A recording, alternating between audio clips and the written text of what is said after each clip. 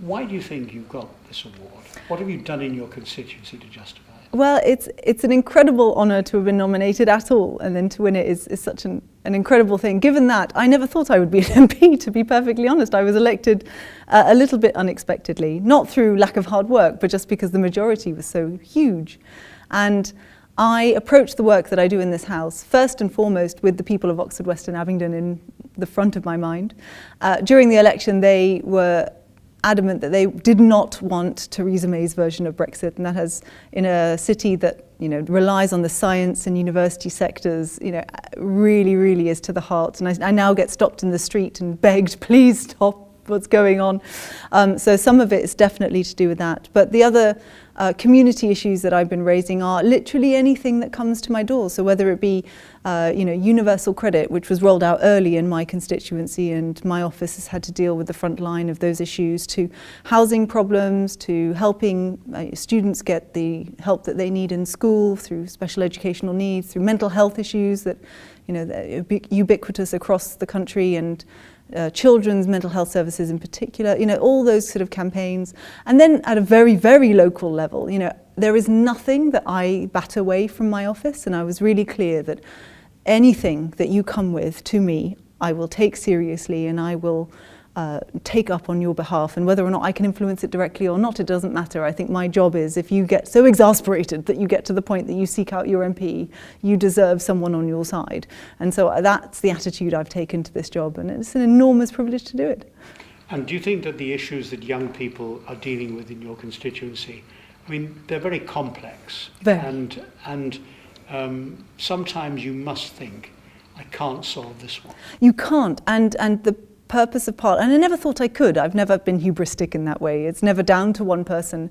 I think this is partly why I think the more young women in particular who end up in this place is a good thing, because the natural tendency is to be collaborative and is to see the longer term rather than seeing it for short-term political gain. I've got a lot of students in my constituency, and a lot of people who benefit from the diversity that is Oxford, West and Abingdon. And yeah, they are frustrated with this place, rightly, in my opinion. The pomp and circumstance of it all. Look at this beautiful building we're in. It's lovely, but I don't think it does reflect wider society. And so when I come here, I think to myself, actually, I'm not going to use big words in my speeches. I don't need to, pontificate upon high. Actually, my job is to be the representative of my constituents here, and particularly for those who under Brexit are going to be losing out potentially on all the positive things that I had growing up. There is a place for us being their voice right now, and I continue to press for votes at 16, and I continue to do everything I can to encourage diversity in Parliament, because the more voices that are here, the better the decision making is. Is there a particular secret in engaging with young people? Yeah, but it shouldn't be secret. Respect them. It's really very simple. I was a teacher for all of my career before I got here.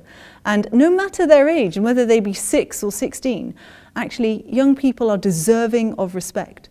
And sometimes I think older people sort of get a bit jaded, and they feel sad that they didn't quite achieve the things that they hoped society would get to by the point that they are in their lives or whatever. And actually I think all of us can take heart from the hope and the energy, and young people, I think, remind us of the future for the country that we want. And to ignore them is, I think, to people's peril, because in the end, if young people aren't listened to, they are the next generation of taxpayers, they're the next generation of industry, they are the next generation of, voters if they can't quite get there yet. And actually their passion and their views are worthy of listening to. You're clearly driven by great enthusiasm for being an MP. Pressures as well? Absolutely, yeah. Being an MP, I was a teacher before, as I said, and and there's no greater pressure. There's no greater pressure than that. And actually, in some ways, this job is easier, because if you mess up a lesson, the people that you've messed up for are literally right in front of you. And I try and get back to the constituency as often as possible. I don't like the Westminster bubble. It is gorgeous to look at, but actually the real world is out there, and I try and get out as often as I can, and just try and be normal. I go to the pub, I chat to people. These things are important, because then that gives you a real sense of grounding. So that when you come to this place and people are saying, oh, that can't be done, or, oh, you shouldn't do it that way, I feel I have the mandate from my constituency to say why and to challenge that system a little bit. And the pressures are, the one thing that is different though is the diary and the deciding what to focus on and what is the thing that you're going to make change on. And as I'm education spokesperson for the party, I feel, and as a former teacher, that's why I went into politics, was to make sure every child, no matter their background, got that best start in life. And unfortunately in the UK, unlike other countries, I dare say, but in the UK we don't do that well enough. And that is my driving passion. And I said that in my maiden speech. It was why I went into politics 10 years ago, and it continues to be as strong in me now as it I think ever will be. And what advice would you give to young women looking at you and saying, well, I'd like to be an MP, or I'd like to be a leader in some other field? Oh, come join me, we'll be friends. I think there's so many people who look at this place and they think, oh, I don't see anyone who'd be friendly. And I would say a few things. First of all, it is presented in the media that we are all siloed into our different parties. And actually the way that it portrays people is that they're up against each other. Particularly to young women, what I would say is what supersedes a lot of that is a bit of a sisterhood. And it's a sisterhood that works collaboratively and gets things done behind the scenes in a way that there was an old boys network, but actually there's a women's network here too, and it's informal, but believe me, it gets stuff done and it's really inspirational. And to anyone, I'm half Palestinian as well, and I took a long time to come round to, am I British enough? Am I British enough to stand for Parliament? And actually the conclusion I came to was, you know what? You are British enough, and everyone's different, and if there's differences that are more visible or more obvious, actually everyone's got their own issues that they see in themselves. And what the electorate care about is as local does. And if you are there for your community and they can see that you are there for them, then actually, yes, you're British enough.